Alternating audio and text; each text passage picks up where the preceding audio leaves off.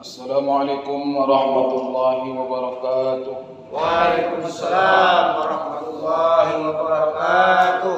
Alhamdulillahilladzi hadana li hadza wa ma kunna linahtadiya laula an hadana Allah. May yahdihillahu fala mudilla lahu wa may yudlilhu fala hadiya lahu. Ashhadu an la ilaha illallah wa ashhadu anna Muhammadan 'abduhu wa rasuluhu la nabiyya ba'dahu. Allahumma fassalli wa sallim wa barik ala sayyidina Muhammad wa ala ali sayyidina Muhammad.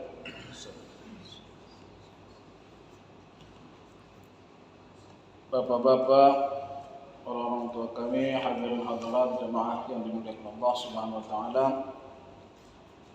Pada malam ini kita bersyukur kepada Allah diberi kesempatan, kesehatan, kemauan untuk melaksanakan kewajiban kita, yaitu menuntut ilmu. Menuntut ilmu adalah suatu kewajiban. Talabul ilmi fardhatun ala kulli muslim. Menuntut ilmu adalah suatu kewajiban atas setiap muslim, laki-laki maupun perempuan. Nah, oleh karena itu mudah-mudahan kalau ada kesalahan kita dalam sholat, dalam ibadah, dalam haji apapun, maka ketika kita mau duduk di majelis ta'lim, Allah gugurkan dosa-dosa tersebut, ketidaktahuan tersebut, karena kita sudah melakukan talabul ilmi, walaupun belum sampai ke bab yang kita maksud. Seperti itu, itulah salah satu kegunaan kita menuntut ilmu. Kemudian salawat dan salam kepada junjungan kita Nabi besar Muhammad sallallahu alaihi wasallam. Allahumma shalli ala sayyidina Muhammad wa ala ali sayyidina Muhammad. Mudah-mudahan Rasul tercinta nanti rela memberikan syafaatnya kepada kita, karena kita mau mengikuti perintahnya, suri tauladannya, dan menjadikannya ikutan kita dalam kehidupan dunia ini. Dan juga mudah-mudahan kita di dunia ini diberikan Rasulullah SAW karena mengamalkan sunnahnya kebahagiaan hidup. Amin ya rabbal alamin.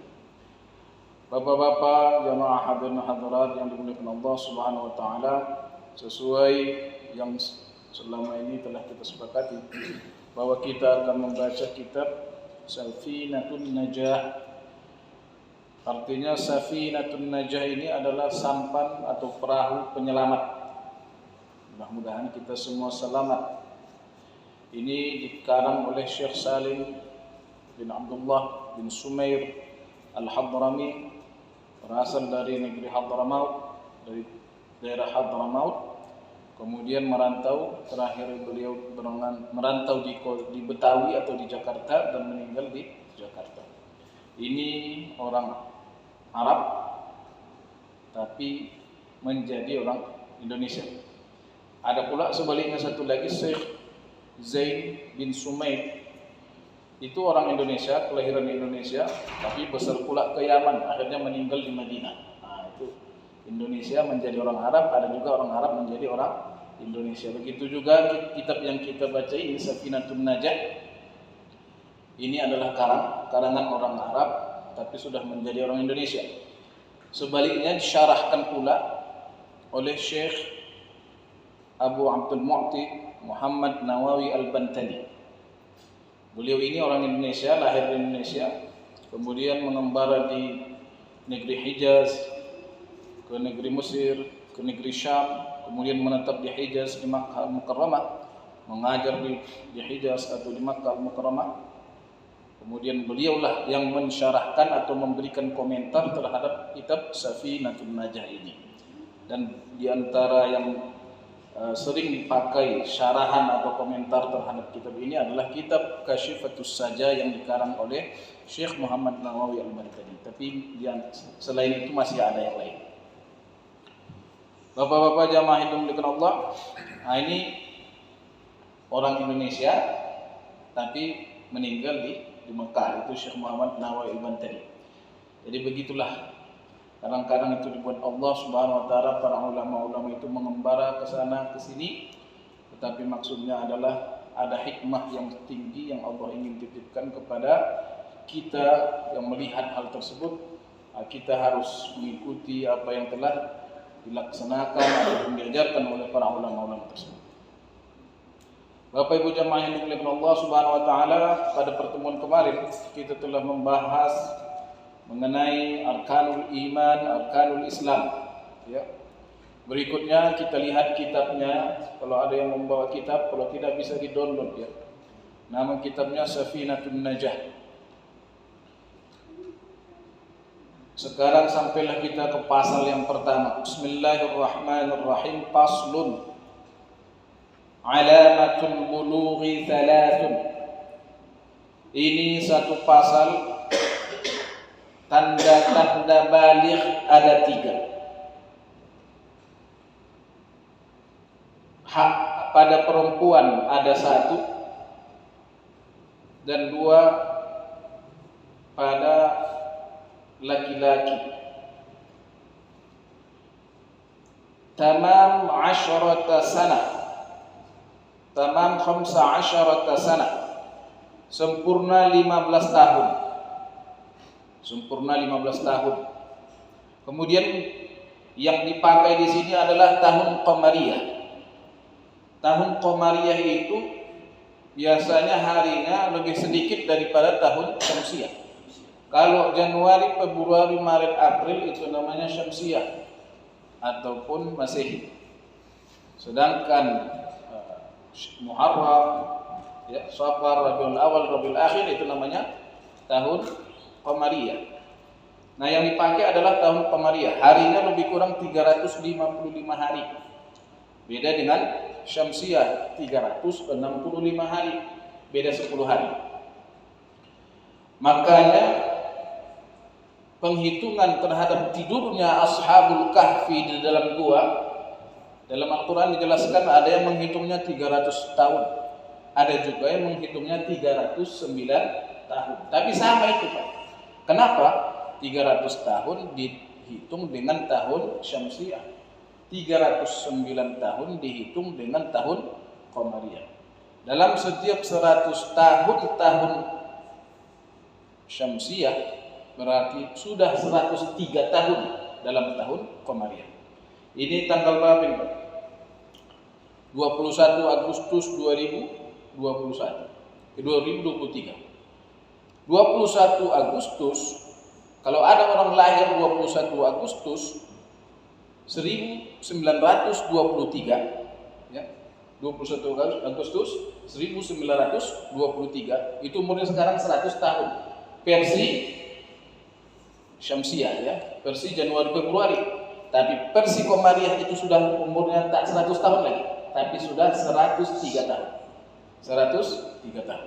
Dari dalam setiap 33 tahun sekian-sekian itu sudah bertambah 1 tahun. Jadi misalnya Ustaz Anwar, kalau Ustaz sudah 40 tahun misalnya, dalam versi Januari Februari berarti Ustaz sudah 41 tahun. Asalkan lewat 33 tahun sekian, itu bertambah 1 tahun versi apa? Qamariyah. Dan yang kita pakai adalah qamariyah. Alamatul bulugh thalathun, tanda-tanda baligh ada 3. Jadi baligh ini artinya sampai, balagha yablughu, bulugh, sampai umur maksudnya. Sampailah ke batas yang Allah takdirkan dia wajib untuk melaksanakan ibadah, kewajiban atau taklif namanya. Jadi dalam definisi taklif, mukallaf itu kan balighun, aqilun, balaghathu da'watur rasul ma'a salimil hawas. Ya. Baligh, inilah dia. Aqil, berakal, waras. Balaghathu da'watur rasul, sampai kepadanya dakwah rasul dan sempurna panca inderanya. Apabila 4 hal ini, maka dia dinamakan mukallaf. Nah, dari sini salah satu untuk menjadi mukallaf itu baligh. Baligh. Apa yang dinamakan baligh? Jadi tanda baligh itu kata Syekh Salim bin Sumair Al-Hadrami adalah apa? Ada 3 perkara. Pertama, tamam 10 sanah, sempurna 15 tahun. 15 tahun versi qamariyah. Di situ kita jumlahkan 355 hari dikali 15 tahun kali 15. Nah, kira-kira seperti itulah penghitungannya. Fi dzakari wal untha, baik laki-laki maupun perempuan. Wa ibtida'uha min infisali jami'il badan, dan dimulai penghitungan itu dari terpisahnya seluruh badan. Maksudnya, maaf Bapak Ibu jemaah yang Allah, ketika anak itu berada di dalam tempat keluarnya, di dalam rahim ibunya sewaktu ibu kita mau melahirkan kita, maka apabila sudah terlepas semua kepalanya, kakinya semua dari tempat keluarnya, maka itulah penghitungan apa? Penghitungannya dimulai. Jadi kalau misalnya kakinya tak lepas-lepas, masih di situ saja mungkin, nah itu belum dihitung. Harus seluruh badannya sudah terpisah dari tempat keluarnya tersebut. Wa tsaniha, yang kedua, al-ihtilam. Al-imna didefinisikan atau ditafsirkan dengan al-imna, keluar mani. Ihtilam itu bermimpi keluar mani. Itu pun sudah merupakan tanda yang kedua. Ini kalau sudah terjadi yang demikian, baik pada laki-laki maupun perempuan, maka itu sudah tandanya dia sudah apa? Sudah baligh. Kemudian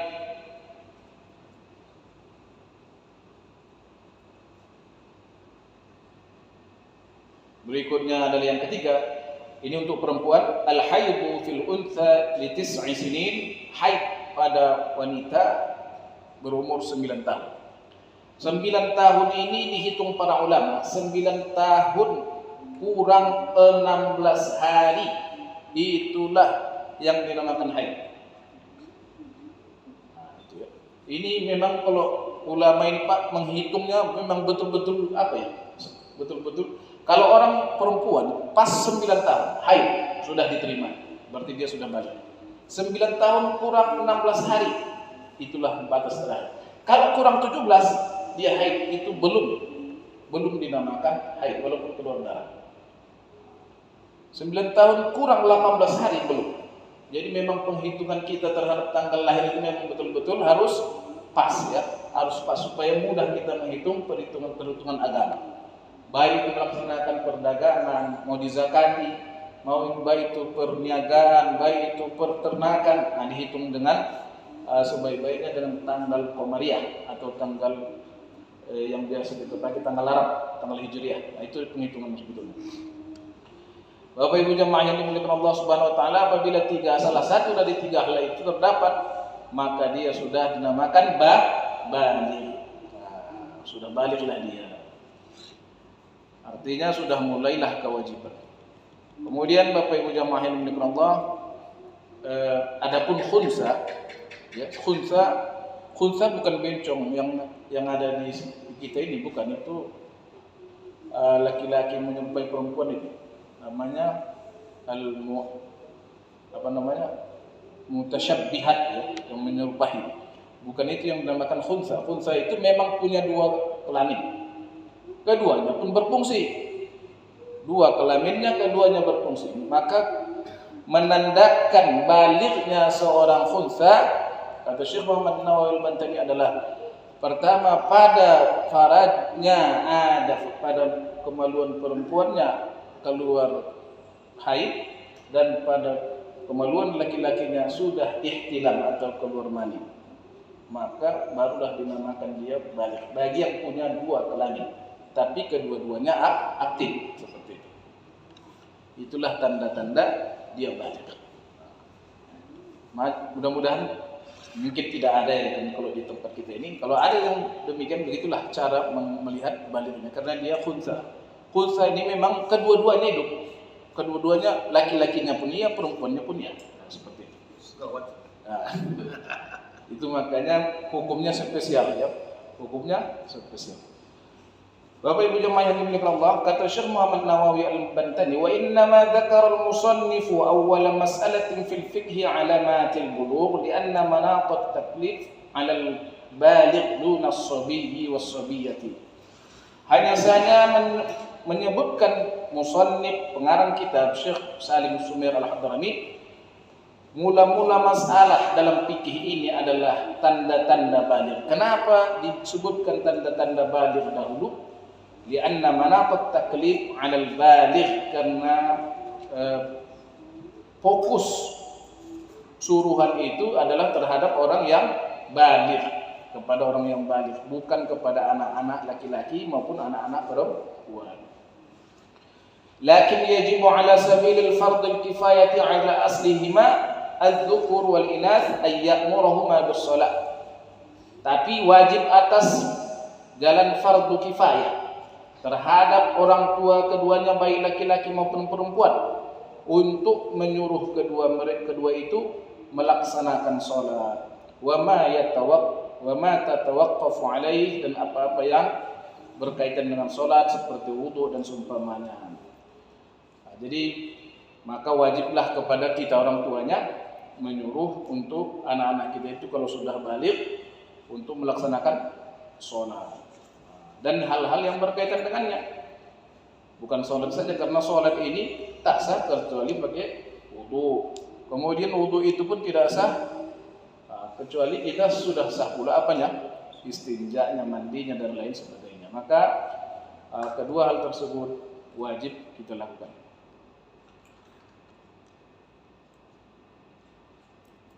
Ba'da istikmalihi, dan itu dilakukan kapan? Bukan setelah balik, tapi sebelumnya, yaitu ba'da istikmalihi masa sab'a sinin, apabila sampai umurnya sudah 7 tahun. Fala yajibul amru wa apa tadi sini Pak? Dan melakukan apa yang menjadi syarat sahnya sholat seperti wudu dan selainnya setelah mereka berdua berusia genap 7 tahun, dengan syarat ketika mereka berdua telah tamyiz. Batasan tamyiz adalah ketika sobi dan sobihah dapat makan sendiri, minum sendiri, dan cebok atau istinja sendiri. Artinya itulah batas sobi dan sobihah. Sobi ini ceknya bayi ya, anak-anak, kanak-kanak betul. Jadi kalau itu belum lagi wajib dia diajari, tetapi kalau sudah 7 tahun maka wajiblah diajari.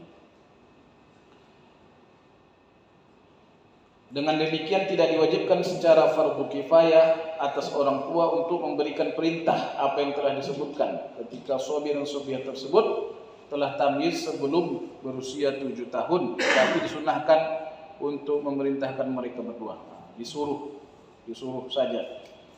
Begitu juga diwajibkan secara fardu kifayah atas orang tua untuk memerintahkan sobi dan sobiah melakukan syariat zahir seperti berpuasa Ramadan ketika mereka berdua telah kuat ataupun mampu. Ketika anak kita sudah berumur 7 tahun, sudah boleh kita suruh melaksanakan sholat, puasa dan lain sebagainya. Jadi Bapak Ibu jemaah yang dimuliakan Allah, yang kita baca ini ada namanya kitab apa tadi? Safinatun Najah. Itu kitab asli, namanya matan Pak, ya, matan. Jadi dalam istilah bahasa Arab ini ada matan, ada syarah, ada hasyiah, begitu. Jadi itu kitab yang sama, itu matan, yang paling dasar, matan namanya. Kemudian ada ulama lagi mensyarahkannya. Kemudian ada ulama satu lagi dihasyiahkan. Jadi permasalahannya itu dikembangkan terus oleh para ulama. Demikianlah di masa-masa dahulu cara-cara ulama untuk mengembangkan ilmu pengetahuan tersebut. Tidak merusak aslinya, tetapi menambahkan. Nah ini kitab kita ini Safinatun Najah, itu namanya matan. Matan ini artinya kitab dasarnya. Kitab dasar. Rukun wudu ada 6. 1. Niat. 2. Membasuh wajah. 3. Membasuh tangan sampai 2 siku. 4. Membasuh sebagian kepala. 5. Membasuh kaki sampai mata kaki. 6. Tertib. Udah itu aja isinya. Itulah namanya matan. Kemudian datang syarah, disyarahkan. Adapun yang dinamakan niat itu begini-begini, dan dia ketika sampai air ke wajah, kemudian niatnya begini, itu namanya syarah. Itu namanya syarah. Itu namanya komentar terhadap matan tersebut.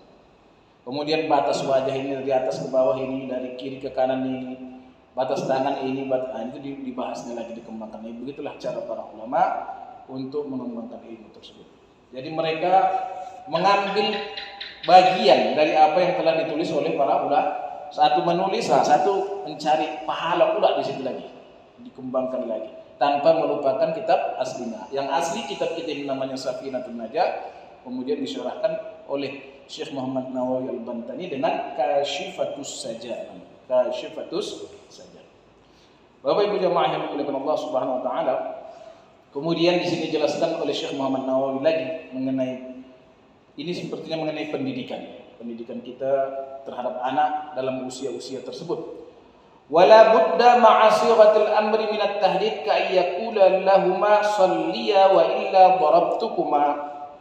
Dalam memberikan perintah kepada anak yang kecil tadi, baik laki-laki maupun perempuan, orang tua wajib menggunakan pernyataan perintah yang disertai menakut-nakuti. Jadi kita wajib memerintah, bukan tapi juga boleh diberikan ancaman sedikit. Seperti ini.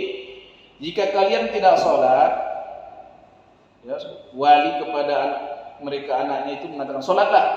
Jika kalian tidak sholat, maka aku akan memukul kalian berdua, misalnya.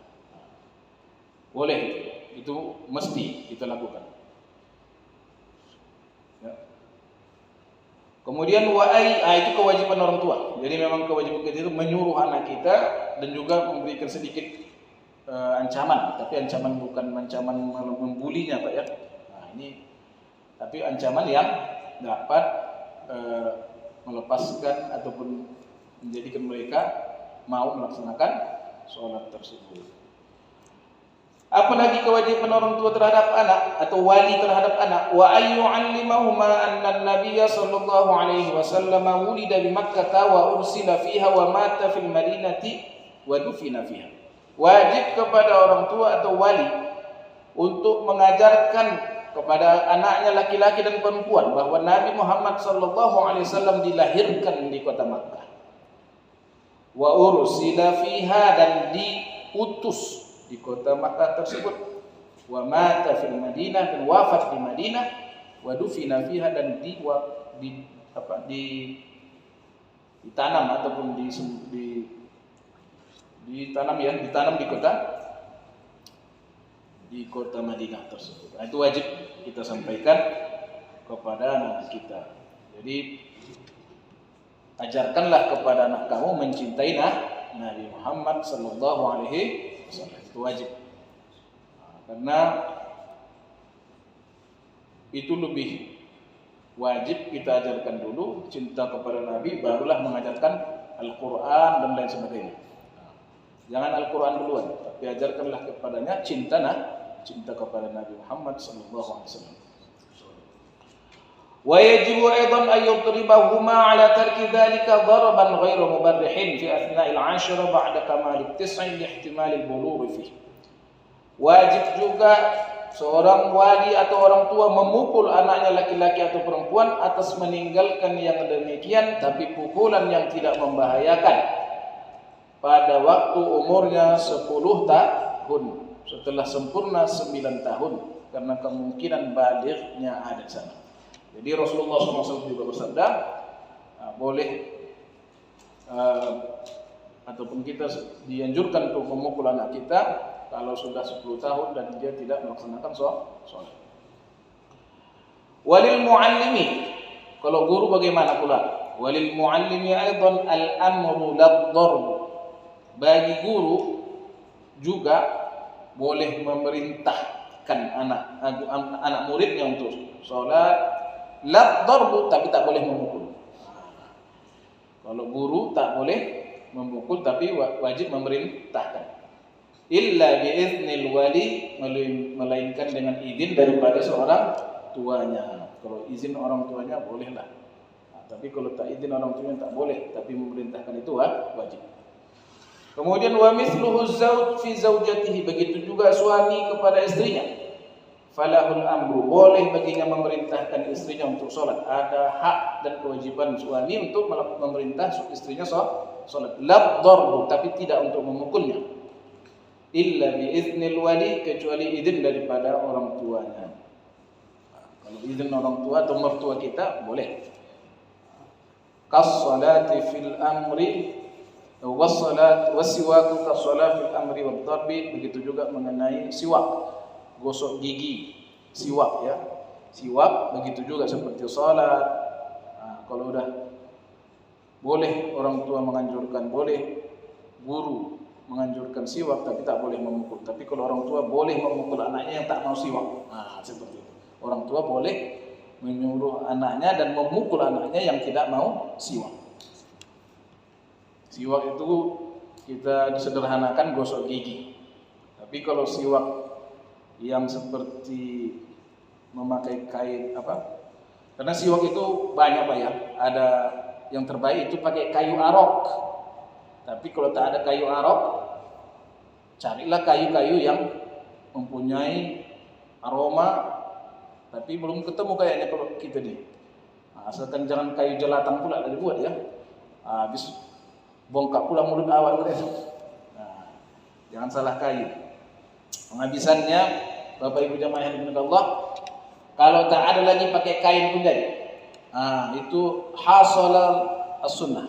Hasil dapat kita sunnah itu asalkan pakai kita lalukan, kita lewatkan kain-kain di gigi kita tersebut ya.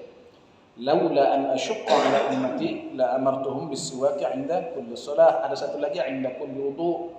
Kalau tak wajib, kalau tidak takut memberatkan terhadap umatku, pasti kusuruh mereka untuk bersiwak pada waktu wudu. Ada hadis satu lagi pada waktu sholat. Jadi sholat, wudu seperti itu. Saking apanya namanya, sudah mendekati wajib tapi enggak diwajibkan saja begitu oleh Rasulullah sallallahu alaihi wasallam. Makanya disebutkan di sini. Boleh kita memerintahkan, kalau orang tuanya boleh memerintahkan dan boleh memukul anaknya kalau tak mau siwak. Kalau guru tak boleh, hanya memerintahkan tapi tidak untuk memukul. Bapak Ibu jemaah hadirin hadirat yang dimuliakan Allah Subhanahu wa taala. Wa hikmatu dzalika at-tamrin 'ala al-ibadah liya'tadaha fala yatrukaha insyaallah.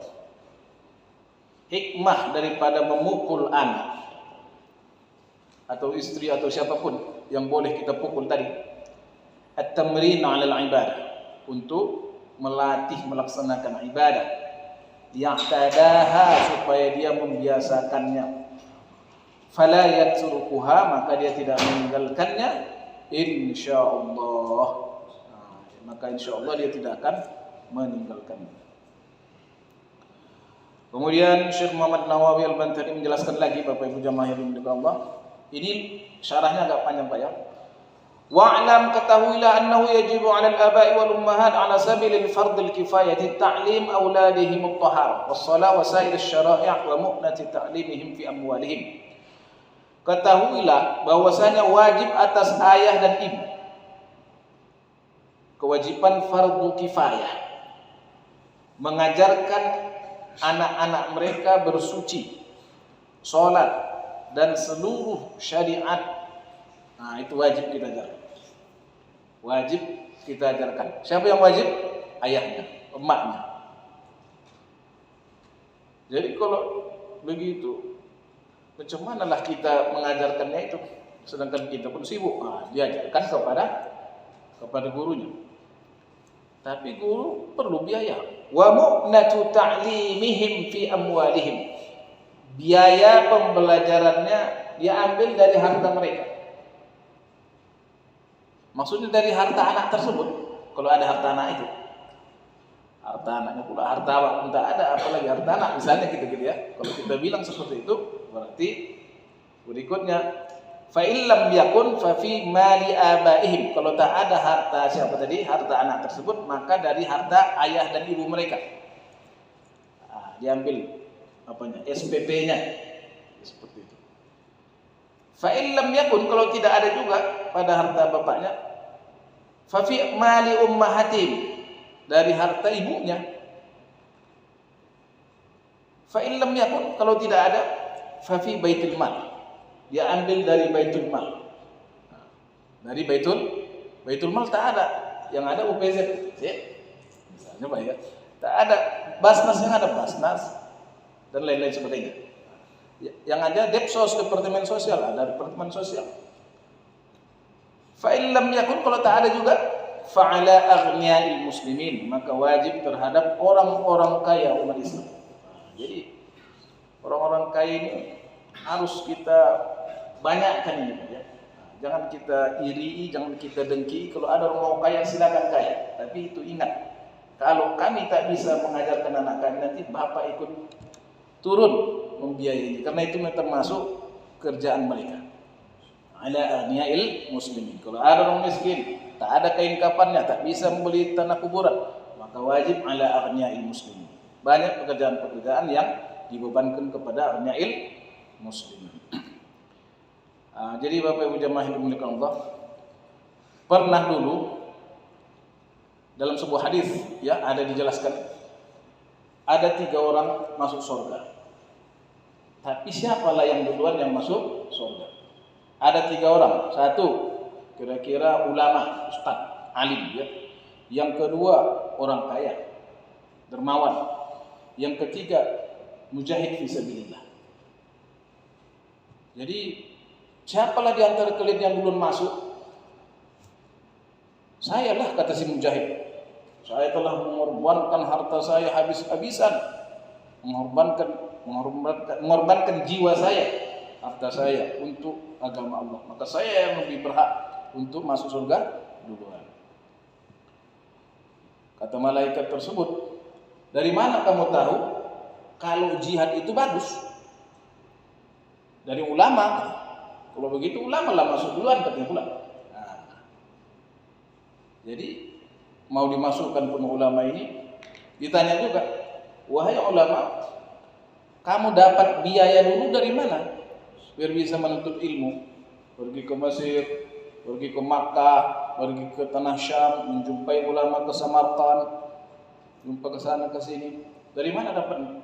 Dari orang-orang kaya dan orang-orang dermawan. Kalau begitu orang dermawan inilah kita masukkan dulu. Akhirnya yang masuk duluan adalah orang kaya yang dermawan tadilah yang duluan masuk, baru ustadz dan mubaligh, barulah siapa? Orang yang jihad fisabilillah. Oleh karena itu Bapak Ibu jemaah, ini hadisnya ada Pak, ya, bukan cerita saya, tapi ini hadisnya ada. Jadi cara menyampaikannya aja yang beda, tapi maksudnya seperti itu. Ini hadisnya ada. Oleh karena itu hadirin jemaah yang dimuliakan Allah, seluruh elemen umat itu, ya, kita berayakan, kita berikan kesempatan, jangan dia saja, ya kan? Semuanya harus ikut juga nimbrung dalam permasalahan memajukan umat kita ini. Jamaah yang dimuliakan Allah Subhanahu wa taala, ternyata di antara hukum yang berkaitan dengan anak-anak, kalau anak-anak melakukan pengrusakan, maka wajib dia mengganti. Ya. Tapi dia tidak wajib apa? Melaksanakan kewajiban. Sobi, ya, anak-anak itu kewajibannya tak wajib, kan? Sholat tak wajib, puasa tak wajib. Tapi kalau dia merusak, wajib dia mengganti. Kenapa demikian? Karena kata ulama ada 3. Rasulullah bersabda, telah diangkat pena dari umatku. Pertama anak kecil sampai dewasa. Kenapa ketika dia melaksanakan pengrusakan dia harus mengganti? Nah, itu penanya bukan, karena pena itu kata ulama ada 3. Ada pena pahala, ada pena siksa. Nah, ini diangkat dari anak-anak. Tapi kalau pena yang berkaitan dengan pengrusakan, maka itu tidak diangkat. Itu tidak diangkat. Wajib anak itu ataupun walinya atau orang tuanya untuk mengganti kerusakan yang dibuat anak tersebut. Bapak Ibu jemaah yang dimuliakan Allah Subhanahu wa taala, itulah yang berkaitan dengan alamatul bulugh, alamat baligh. Apabila 3 hal tersebut tadi sampailah kepada anak-anak kita, maka dia sudah baligh. Satu tadi umurnya sudah 15 tahun qamariyah, yang kedua ihtilam, Ihtilam itu artinya mimpi basah. Yang ketiga adalah haid pada perempuan. Apabila 3 hal tersebut, maka dia sudah dinamakan baligh. Ya, kita ini di sini udah baligh semua ini, Pak ya. Udah baligh. Udah baligh kuadrat ya. Kuadrat berkali-kali udah balighnya. Kemungkinan untuk menuju ke kanak-kanak pula lah balik ya kan. Karena begitu dia naik turun balik. Sudah ketuaan nanti kita akan kembali kepada wa man nu'ammirhu nunakkishu fil khalq. Bapak Ibu jemaah yang dimuliakan Allah Subhanahu wa taala, itulah tadi disebutkan kenapa diadakan yang demikian, karena itu adalah berkaitan dengan kewajiban-kewajiban kita selaku orang tua, yaitu harus melakukan pengawasan terhadap anak. Ada juga orang mengatakan membuat ya Pak ya, kalau anaknya sudah balik, dia umumkan kepada masyarakat. Dia buat suatu haflah ya kan, suatu acara, kemudian itu terserah ya, boleh-boleh saja kalau bapak-bapak mau melakukan yang demikian.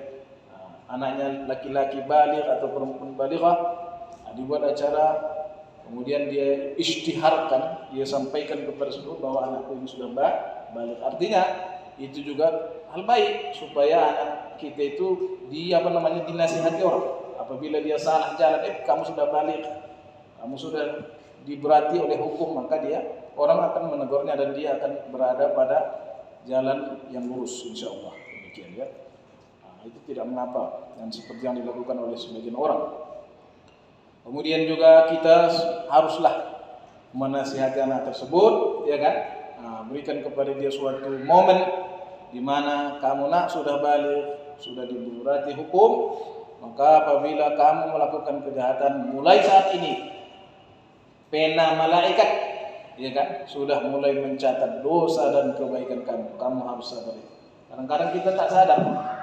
Kita dulu di masa peralihan antara anak-anak ke balik tersebut, tak ada yang menasihati jawab, jalan sendiri. Bapak-bapak, ke depan ini mari kita perbaiki. Kalau bisa kita perbaiki, kita sampaikan kepada kita, setidak-tidaknya ada pengantar ya terhadap kehidupan berikutnya yang akan dilalui anak itu. Kita sampaikan kepadanya, kamu sudah diberati hukum, kamu sudah dicatat oleh malaikat, maka kamu harus melakukan yang terbaik. Ingat, raqib atid senantiasa mengawasi kamu. Begitu juga nanti kebaikan-kebaikan kamu semuanya akan kamu lihat, keburukan-keburukan kamu pun akan dilihat oleh Allah Subhanahu wa taala, diperlihatkan oleh Allah pada hari yang tidak berguna semuanya kecuali hati yang sejahtera, hati yang salim yang menghadap kepada Allah Subhanahu wa taala. Bapak Ibu jemaah yang dimuliakan Allah, barangkali itu yang dapat kami sampaikan.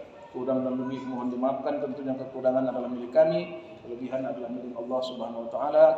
Wallahu muwaffiq ila aqwamit thoriq. Assalamualaikum warahmatullahi wabarakatuh. Waalaikumsalam warahmatullahi wabarakatuh.